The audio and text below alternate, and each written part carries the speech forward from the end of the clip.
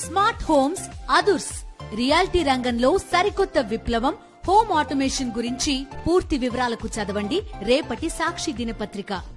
ఇక్కడ తిరుమలలో ఒక కార్యక్రమం చేపట్టారు. ఇవాళ నిన్న శాంతి యాగం అంటే ప్రసాదం అపవిత్రం అయిపోయింది, ఆ అపవిత్రమైనటువంటి ప్రసాదానికి పవిత్రత చేకూర్చే విధంగా శాంతి హోమం చేశాము అన్నారు. ఎక్కడ అపవిత్రమైంది? లడ్డు ఏమైనా అపవిత్రమైందా? కల్తీనైతే ఎప్పుడైనా వాడారంటే దానికి సమాధానం లేదు. అపవిత్రమైంది హోమం చేసేద్దాం, హిందుత్వాన్ని రెచ్చగొట్టేద్దాం. దీనికి తోడు మళ్ళా మన పవన్ కళ్యాణ్ గారు డిప్యూటీ సీఎం గారు ప్రాయచిత్త దీక్ష చేపట్టారు. ఆయన ప్రాయచిత్త దీక్ష మేము చేపడతాం, నిరూపించండి. ప్రాయచిత్తం అంటే ఏంటి? మేము తప్పు చేశాము, మమ్మల్ని క్షమించిన ఆయన అని కదా ప్రాయచిత్తం. ఒక మాటలో చెప్పాలంటే కరెక్ట్ ప్రాయచిత్తానికి చక్కని ఉదాహరణ మొన్న జరిగింది. ఆ కాకినాడ రూరల్ ఎమ్మెల్యే గారు ఒక దళితుడిని డాక్టర్ని ఇష్టం వచ్చినట్టుగా దూషించారు. ఏం దూషించారో నేను చెప్పను, కెమెరాల ముందు బాగోదు, అవన్నీ సర్క్యులేట్ అయినాయి. ఆయన తప్పు అయిపోయిందండి, నేను ప్రాయచిత్త దీక్ష చేసుకుంటున్నానని చేశాడు. అది ప్రాయచిత్త దీక్ష అంటే. మేము కూడా చేస్తాం, నిరూపించండి అంటున్నా. నిజంగానే వైఎస్ఆర్ కాంగ్రెస్ ప్రభుత్వం అధికారంలో ఉన్నప్పుడు ధర్మారెడ్డి గారో సుబ్బారెడ్డి గారో లేదా కరుణాకర్ రెడ్డి గారి కాలంలో కల్తీ కలిసింది జంతు నూనె అని చెప్పండి, నిరూపించండి. నువ్వు చెప్తేనా? ఎవరు? చంద్రబాబు నాయుడు గారు చెప్తాను, లోకేష్ చెప్తాను, లేదంటే పవన్ కళ్యాణ్ గారు చెప్తాను. మేము ప్రాయచిత్త దీక్ష చేయాలి? నాకు అర్థం కాదు. రాజకీయంగా కక్ష పెట్టుకున్న మీరు నిరూపించండి, మేము ప్రాయచిత్త దీక్ష చేస్తాం. మీరెందుకు చేస్తున్నారు నాకు అర్థం కాదా. పవన్ కళ్యాణ్ గారు ఎందుకు ప్రాయచిత్త దీక్ష చేస్తున్నారు? మీరు తప్పు చేయలేదు కదా. ప్రాయచిత్తం అంటే అనుభవించటం. మేము నిజంగా చేసి ఉంటే మీరెందుకు అనుభవించాలి? మేము అనిపిస్తాంగా. నిరూపించే శక్తి మీకు లేదు.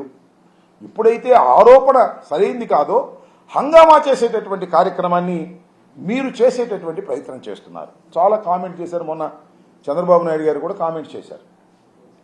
నేను విన్నాను, ఎంతవరకు నిజమో కామెంట్స్ నేను కూడా చూశాను పత్రికల్లో. వైవి సుబ్బారెడ్డి గారి మీద కామెంట్స్ చేశారు. వైవి సుబ్బారెడ్డి గారు సతీమణి బైబుల్ పట్టుకుంటుందని చెప్పారు. అంటే అక్కడ మత ఘర్షణలు క్రియేట్ చేయడం కోసం మాట్లాడారు.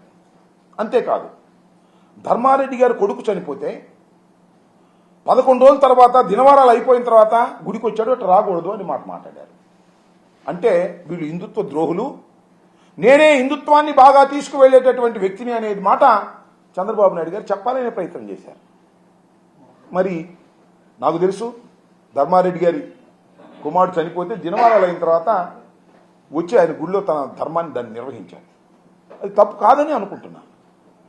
చంద్రబాబు నాయుడు గారు గొప్ప పని చేశారు. మీకు గుర్తుందా? చాలా మంది సీనియర్స్ గుర్తుండే ఉంటుంది. ఆయన తండ్రి గారు మరణిస్తే ఆయన తలనీలాలు ఇవ్వాల, గుండె చేసుకోవాలి. ఆయన వాడు తమ్ముడు చేతి చేయించాడు. తల్లి చనిపోయినప్పుడు కానీ తండ్రి చనిపోయినప్పుడు కానీ ఏ రోజున కూడా చంద్రబాబు నాయుడు గారు తలనీలాలు ఇవ్వలేదు. నువ్వు హిందుత్వాన్ని గురించి మాట్లాడతావు, సనాతన ధర్మాన్ని గురించి మాట్లాడతావు, ధర్మారెడ్డి గురించి మాట్లాడతావు, సుబ్బారెడ్డి గురించి మాట్లాడతావు. ఏం ధర్మం అయ్యా నాకు అర్థం కాలేదు. చంద్రబాబు నాయుడు గారు మీ తండ్రి తల్లి చనిపోయిన రోజున ఏ రోజున కూడా ఒక పెద్ద కొడుకుగా నువ్వు హిందూ సాంప్రదాయాన్ని అనుసరించి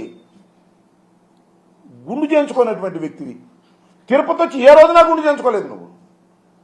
నువ్వు తిరుపతి ప్రసాదం గురించి, తిరుమల వెంకటేశ్వర స్వామి గురించి మాట్లాడితే మాట్లాడేవు, తప్పు లేదు. అది సుబ్బారెడ్డి మీద ధర్మారెడ్డి మీద నొక్కేయాలని నెట్టేయాలని ప్రయత్నం చేసేటటువంటి దారుణమైన అంశం, చాలా ప్రమాదకరమైన అంశం అని మనం చేస్తున్నాం. సుబ్బారెడ్డి గారి సతీమణి, ఆమె పేరు స్వర్ణ అనుకుంటా నాకు గుర్తున్నంతవరకు, ఆమె పేరుతో ఒక గెస్ట్ హౌస్ ఉంది తిరుమల తిరుపతి కొండ మీద. ఆయన చైర్మన్ అయిన తర్వాత పెట్టింది కాదు, అంతకుముందే పెట్టుకున్నాడు ఆయన ప్రేమతో భక్తితో. ఆమె ఎంత భక్తురాలంటే ప్రతిరోజు గోవుకి పూజ చేసిన తర్వాత బయటకు వస్తారు వాళ్ళు.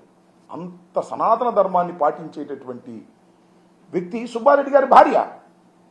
ఆమెను బయటికి లాక్కొచ్చి తిడుతున్నావు. ధర్మారెడ్డి కొడుకు చనిపోతే దాన్ని తిడుతున్నావు. నువ్వే సనాతన ధర్మానికి చాలా నిర్దిష్టమైనటువంటి వ్యక్తిని అనేటువంటి ప్రచారం చేసుకునేటటువంటి తాపత్రయపడుతున్నావు. ఇది ధర్మం కాదు. నారా చంద్రబాబు నాయుడు గారు, మరొకసారి చెబుతున్నా, తిరుమల శ్రీ వెంకటేశ్వర స్వామిని రాజకీయంగా వాడుకోవాలనే ప్రయత్నం చేయటం అనేది చాలా దుర్మార్గమైనటువంటి అంశం. దీనికి మీరు అన్ని విధాల మూల్యం చెల్లిస్తారు భవిష్యత్తులో అనేది కూడా ఇవాళ నేను చెప్తున్నాను. దయచేసి గుర్తుపెట్టుకోమని కూడా మనవి చేస్తున్నాను. ఇంకపోతే పవన్ కళ్యాణ్ గారు ఇవాళ